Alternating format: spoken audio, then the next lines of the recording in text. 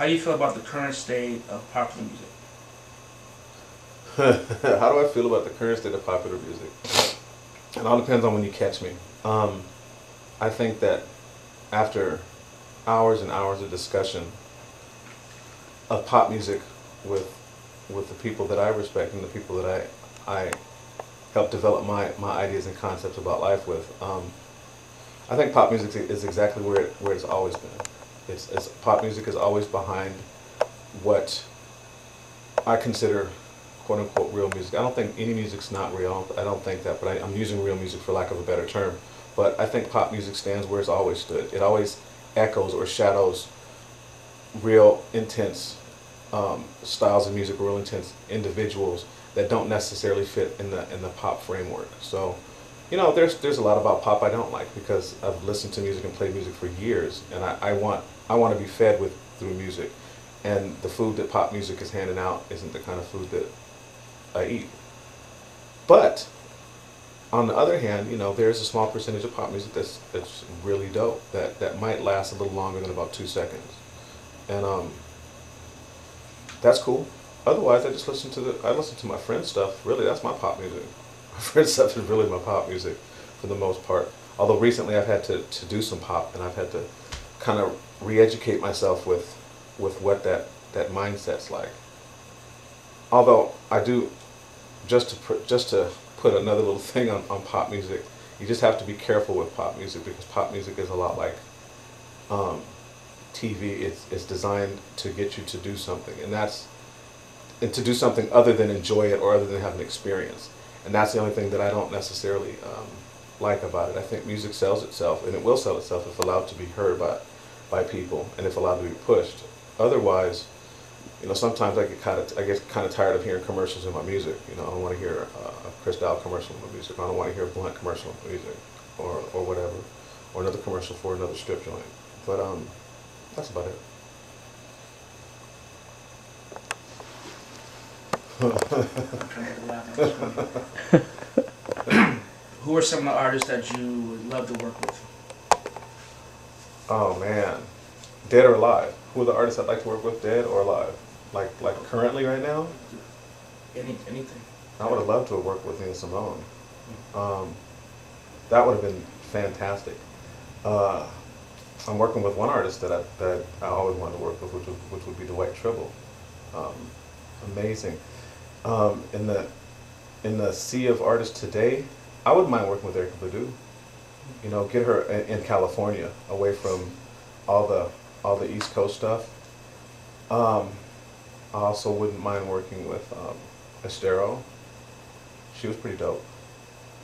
I don't know. I think I kind of want to work with the underdogs of people who had a cool record and then kind of disappeared. I kind of want to work with those kind of cats, simply because whatever they're developing within themselves is probably still very honest because they didn't get the big surprise. They didn't get the big orgasm, which is a hit or something like that. So they're still hungry and they're still working on their craft.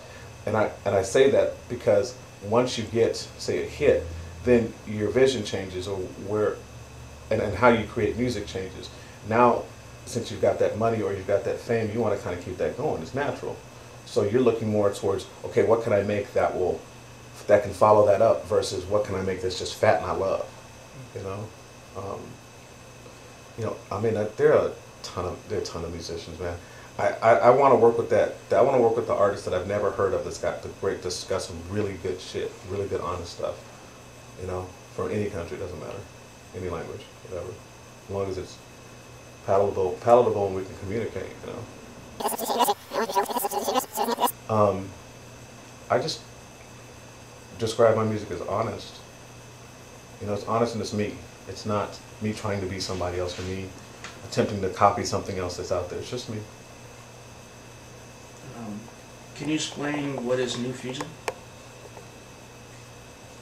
New Fusion. What is New Fusion? New Fusion, by definition, in my head, is, or in my book, or on my block, would be the combination of elements that I grew up with, me and my peers grew up with.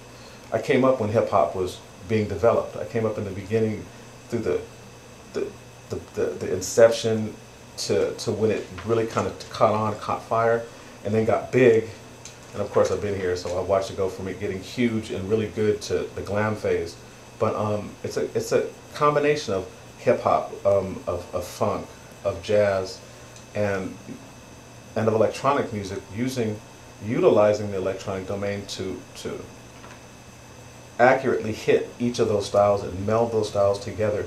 Not in the way that, say, a hip hop producer would meld a jazz record together, but in the way that a jazz musician would write hip hop, or a way that somebody that was doing, or some way that somebody from another country would write jazz with a drum machine.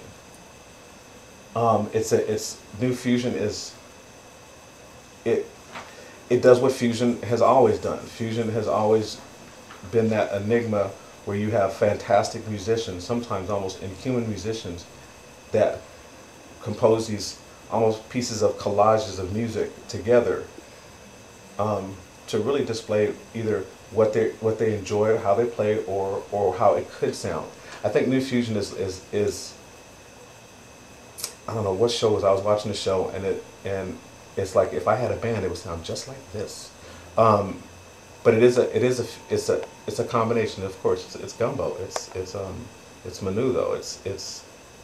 But it's authentically gumbo, and it's authentically menudo, all in the same pot, with both families in the room, trying to figure out what the new dish is. It's good, is what it is, and it's open enough for others to be able to insert their voice into it and still stay true to something. I'm aware that people need labels to listen to music, and for lack of a better term, New Fusion is pretty appropriate for the style of music that I'm deeply involved in right now.